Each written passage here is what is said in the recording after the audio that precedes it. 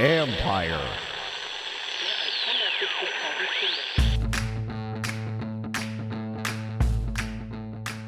A new standard has been set. Hello and welcome to my podcast. Do me a favor, subscribe to the John Conn Report wherever you get your podcasts. If you're watching on YouTube, hit that like button, hit that subscribe button. You can find us there as part of Empire Media, AMPIRE. Always much appreciated when you tune in. And don't forget, you can read my work on ESPN.com. I have a story up now about something that I'm going to talk about in a minute, which is Zach Ertz's desire to continue playing. Anyways, up on ESPN.com, also some stuff from the game the other night. No, that's not what you want to see, but if you want to go check out some good stuff, I have some good stuff from previous or before the Eagles game. Anyways, wanted to get today, just going to spend a few minutes talking about the locker clean out day, et cetera. But actually, before I get to that point, a reminder that Bram and I will be doing a live stream on Tuesday night. Now, this time it's at 7 p.m. So we're going a little bit earlier this time, 7 p.m. Eastern time for the live stream. Join us there. Bring your questions. And listen, we're not going to sit there and rehash the game. Like, we all saw what happened. There's no need to rehash it at this point. This was a magical season. So let's focus on that and focus on going forward, unless you have some questions from the game. I think there's some things from that game that pertain to the future, of course. But I don't, it was a bad game. We all know it. You can't turn the ball over 4 times and beat a team like that. We move on. They move on. Let's go. Anyways, join us there, 7 o'clock Eastern time, Tuesday night. And you gold members, I will be doing another private Zoom this week. Just don't know what day. There's a chance I'll be out of town Thursday, so for a few days. So we'll see where that goes. Anyway, there you go. 7 o'clock Eastern time, Tuesday with Bram Weinstein, the voice of the Commanders. Listen, man, it was a really good season. Why don't you come on there and let's talk about it? And it is what mattered, what your takeaways are, and then looking forward. So anyway, I want to get to the locker cleanout day because and just kind of discuss how different and still surreal it was to be out there, hearing what people had to say 1 year after hearing almost the exact opposite from a number of guys in that locker room about the culture, about where things needed to go, about the disappointment of the season, and some of the angerness or bitterness that was there because of the way things went last year. Especially to be honest, with under offense coordinator Eric Bieniemy, but just the change in atmosphere in the locker room.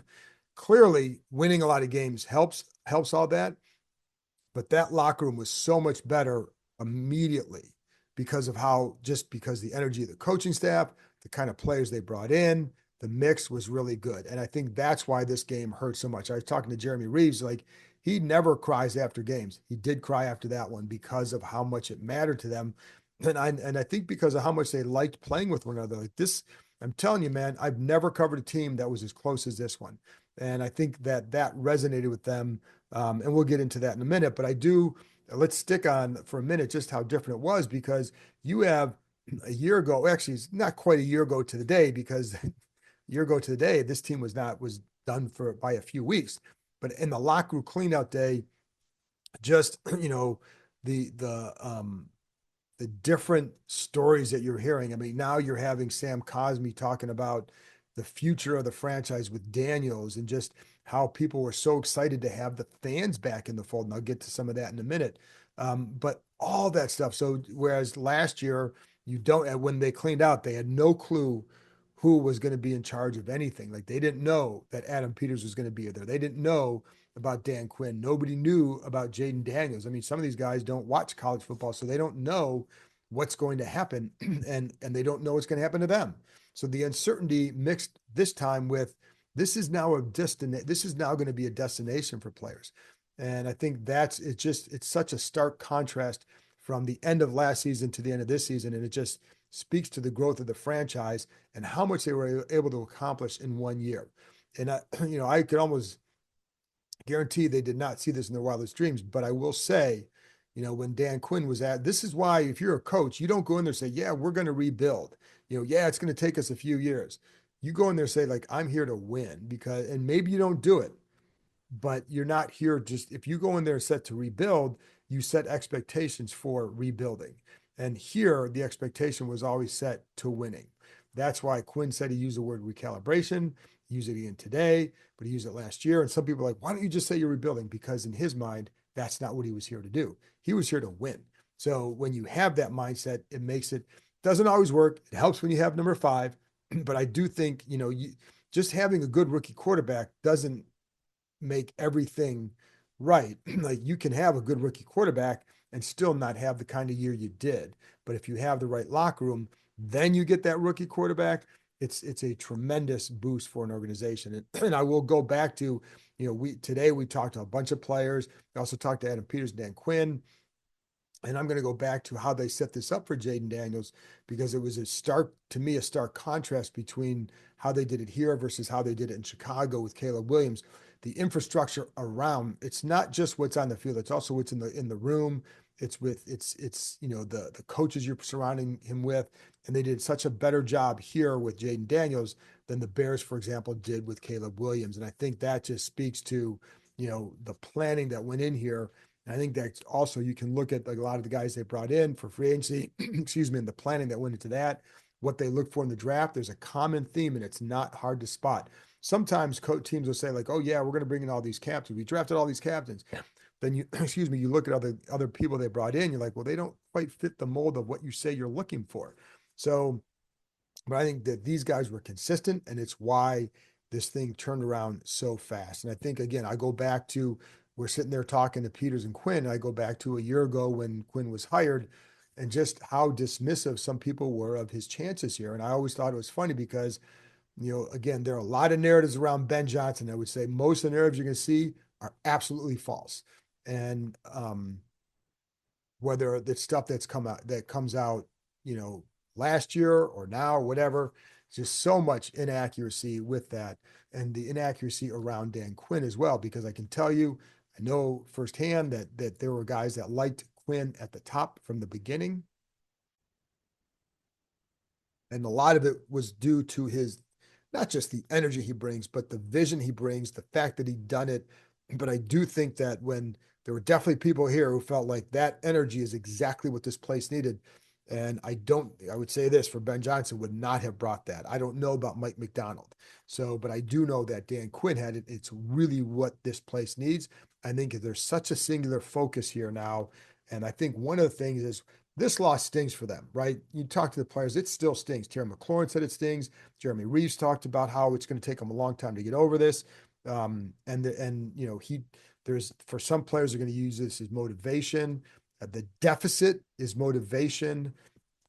The size of the deficit was a big motivator for some, and that's like, I think what really pissed them off the most is that the size of the loss, like the lopsided nature of it. They've just felt like that's not who they have been all season. And listen, the Eagles are really good, but that's not who they have been. I think that's really bothered them. And like one person, like, yeah, Eagles, if it had been a close game, they could have accepted a little bit better just because, you would have given it a good game. And I think it bothered them that, you're on this national stage again and you played like that, and it's not who they are. Now, I will say, like, they're on a national stage against the Lions, and they played extremely well. They're on a national stage against Tampa, and they won that game. So it's not like this should not be the only thought or opinion that people get of them, because if it is, then you ignore too much other stuff. But for some of the players, yes, it did matter. And like I said, one player was like, if it had been closer, I could get over it a little bit earlier. But the fact that it's so lopsided, it's going to motivate me all off season. I said, well, it's kind of a good thing. He said, yeah, but it's only going to motivate like half the roster because it's going to turn over again next year. So you're going to have a lot of new guys. Now, a lot of the starters might be the same, but we don't even know all that yet. So anyways, but despite all that, what I'll go back to is going back to Quinn is the standards that have been set here. And it's just different. The culture has completely changed. We heard a lot about culture before. The culture has absolutely changed. And I think it's just because of the togetherness they have, and from the top on down, that's Josh Harris, Peters, Quinn, right? That's why you get this kind of a roster. And yes, the roster is going to change. You're not going to have the same locker room. It doesn't, better or worse, it's not going to be the same. But the one thing that these guys trust, and the one thing that you should trust, is the same people who put together this roster and brought in the right kind of guys will be putting together a roster for the next season too. So, and as Peter said, everybody right now is 0-0. Like well, except for the two teams playing, but beyond after the Super Bowl, everybody's back to the bottom. So you have to build your way back up. And so there's no guarantee that you just automatically go from 12 wins here and then next year you're in the Super Bowl. You were in the championship game this year. You get the it doesn't work like that. So you still have to do that, but you have the same people making the picking and doing the coaching. And I think that makes a big deal. And one of the things that the players would talk about, Mike Samuel still talked about it. He was a rookie, for goodness sake, but he talked about this too, that and a lot of people did, and Dan Quinn did, is now when you're bringing people in, they have a standard that's been set. They have an expectation for how things work. That's a big deal. And I think, that I think is, man, it's just, I think that's huge because I have not covered this team when year to year where they were talking about this. Well, the standard for Washington is this. When you come in the building, this is what we expect you to do. This is how we expect you to work. This is how we work here. And you can say, and this is why we do it, because you look at last year. And when you have some of your best players, working like that, you get in line. That's why the importance of a guy like Bobby Wagner coming back. It's not just like, you can't just look and see how the stuff on the field. He's still a good player. You still watch him. I was watching the run game again today from Sunday, or the run defense from Sunday. He's still making plays. Does he have the same lateral quickness he once had? No. However, what he does have is a major impact in that room. And that's in the locker room and on the organization, on the quarterback. So that's why you want guys like that to stick around. Anyways, but here's something that Trustway had to say that I found interesting about how things have changed here and how much have they changed?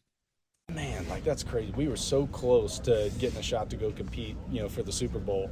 But I think I think the fact that we all have something foundational to fall back on of how intentional Mr. Harris, AP, DQ, how team meetings are, how practice is, of just how intentional, how competitive, and now – yeah, that's somebody was asking me if this was kind of a surprise, of this year. It's no, we just knew we were gonna go out and throw freaking punches, and we lost some, and we ended up losing yesterday. But we just knew we loved the guys that we had on our team, and we knew they had good players on their team, and we were just gonna go cut it loose, and it's a fun freedom to play under. Again, I bring up Wagner. Now that you can go to Zach Ertz. And one of the things I know, Wagner obviously wants to continue playing. He'd like to be back here. Zach Ertz would like to be back here. He wants to continue playing. So, and that's a story I have up on ESPN, but he talked about the joy he had this year, the fun he had this, he told me it's the most fun. Well, actually it was Cliff Kingsbury told me that this is the most fun he's had coaching. But for Ertz, this is one of his most fun seasons. And I think that's, he wants to be, or it's as he said, he can bang down the door, but they still have to open it for him to come back. So I do think that these guys would be back because Ertz remains an effective player. He was one of the best tight ends in the red zone, arguably the best tight end on fourth down because they went for it a lot and he used it. Playoffs and regular season combined, he had 10 catches on fourth down. That's the most in the NFL. Not everybody's playing the playoffs, but he is. But that's the most in the NFL in those two, again, regular season and playoffs. So that's how much they look for him. But he wants to continue playing, and this is one of the things he told us today on Monday. Just being able to be here with the group of guys, the people, the quarterback, Cliff, DQ, has just really allowed me to enjoy it every single day. A lot of times when you're in a tough spot, the weight of just everything is heavy. And so this year I just felt free to just go out there and just being able to be myself every day. People that built me up in a way that they believed in me, they had confidence in me to go do what I do.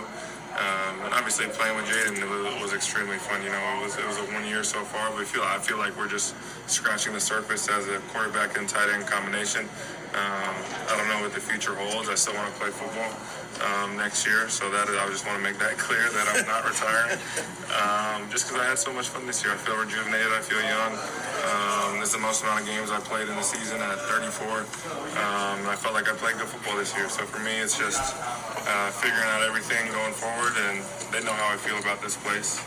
So then you had Sam Cosme too, and we talked to him, and I think it's one of the things that I think a lot of players talked about is how happy they were for the fans that the fans got to experience this and how cool it was for them to see how the fans were. And just like Cosme talked about, like he's got relatives in this area, and he's like, just seeing the videos that mattered to them. Like you should know that. Like that's how much it mattered to them that it was like that. And so, just understand that because how you guys react, they see it. It's all on social media. And so they're going to see all that stuff. And like I said, it mattered to them. And I think, like Tress Way said, he can't wait till the first game next year to to see the reaction to when they're coming to the field and the expectations now will raise. But you know what? That's what you want. And like that's what these guys want. They want to have these games matter every time and have it be a big game every time because now the goal is to get to the playoffs, not just get to the playoffs, but do better in the playoffs than what you did even this year. So that it's really quite amazing. That's what I'm saying. It's quite amazing the turnaround from last year. And by the way, Cosme is going to have his surgery on Tuesday, so he also hurt his ankle in that whole ordeal. And but yeah, he's going to have the ACL surgery on Tuesday. And you just want to the whole thing was letting that swelling go down, et cetera. But hopefully for his sake, he gets back in time for the regular season. As he said the other day, like it's not like he doesn't have to run 40s or anything like that. So hopefully the recovery for him, that he can get back out there maybe a little bit sooner, or at least in that 7 to 9 month range, and be okay for the season. But one of the things he also talked about too was with Jaden Daniels. He said, "What a stud!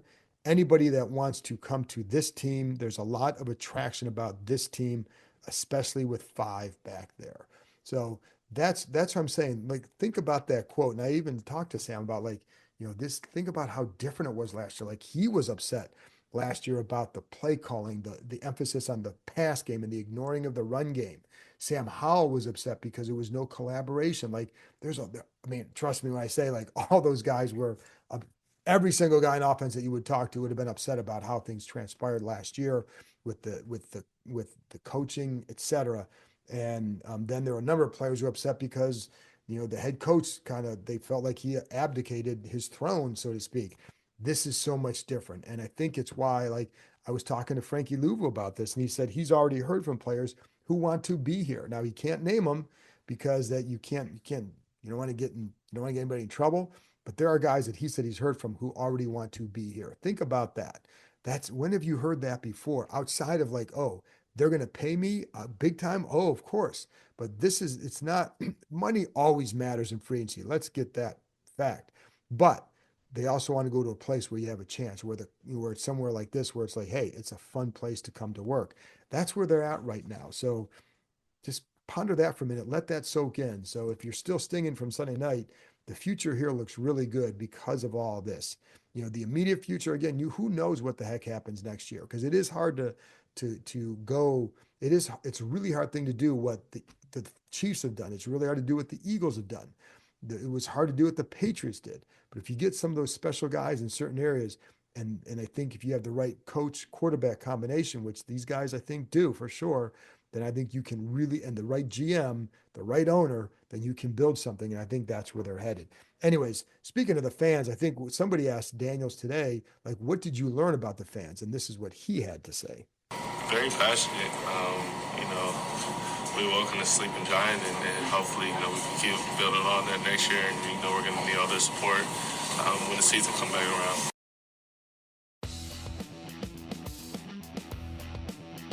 Daniels also talked about the veteran presence on the team and how much that mattered to him.